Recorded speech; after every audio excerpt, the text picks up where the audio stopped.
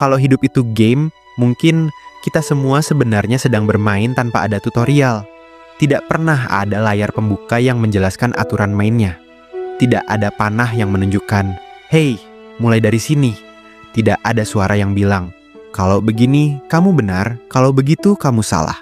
Dan yang bikin berbeda kalau di game mati, kamu bisa cheat buat bisa hidup lagi, sedangkan di realita kamu tidak akan menemukan cheat buat jadi rubah ekor 9 atau kucing yang konon memiliki 9 nyawa. Kok kita disebut-sebut? Emang kocak editor, padahal kita gak pernah buat salah sama situ. Oke, mari kita mulai ke intinya. Kita cuma bangun, jalan, dan mencoba. Kadang maju, kadang jatuh, kadang berputar di tempat yang sama, sampai kita sendiri bingung. Ini salah jalan atau jalannya memang memutar? Di tengah perjalanan itu, kita sering ngerasa sendirian, melihat orang lain seperti sudah tahu tujuan mereka kemana. Hidupnya kelihatan rapi, terstruktur, penuh pencapaian. Sementara kita masih bertanya ke diri sendiri. Sebenarnya aku lagi ngapain ya? Kalau hidup itu game, mungkin kita lagi ada di level yang progresnya nggak kelihatan. Tidak ada notifikasi naik level, tidak ada badge, tidak ada yang bisa diposting sebagai bukti kalau kita lagi berusaha.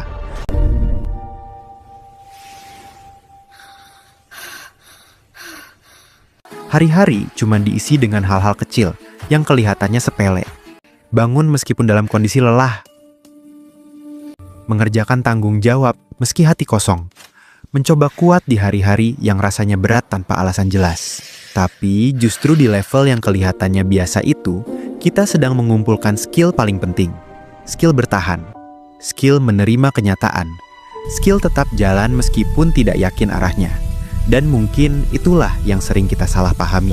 Kita berpikir kalau naik level itu harus kelihatan, harus cepat, harus ada pengakuan. Hidup itu beda sama game. Nggak ada petunjuk harus kemana. Padahal bisa jadi, naik level di hidup itu terjadi pelan-pelan, di hari-hari yang sunyi, di keputusan kecil yang tidak dilihat siapapun, di momen kita memilih untuk tidak menyerah, walaupun mudah sekali untuk berhenti. Kalau hidup itu game, bagian tersulitnya mungkin bukan boss fight. Ini hari terakhirmu, besok tidak usah bekerja. Bukan masalah besar yang datang tiba-tiba, tapi bermain tanpa tahu kapan save point berikutnya. Tidak tahu kapan bisa istirahat tanpa rasa bersalah. Kapan sampai ya?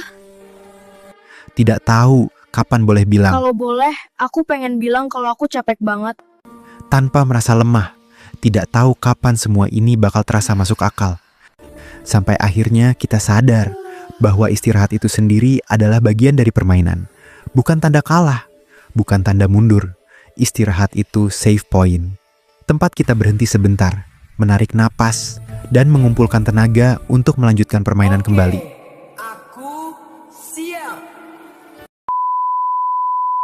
Dukung channel Zero Nero dengan klik like dan subscribe. Terima kasih.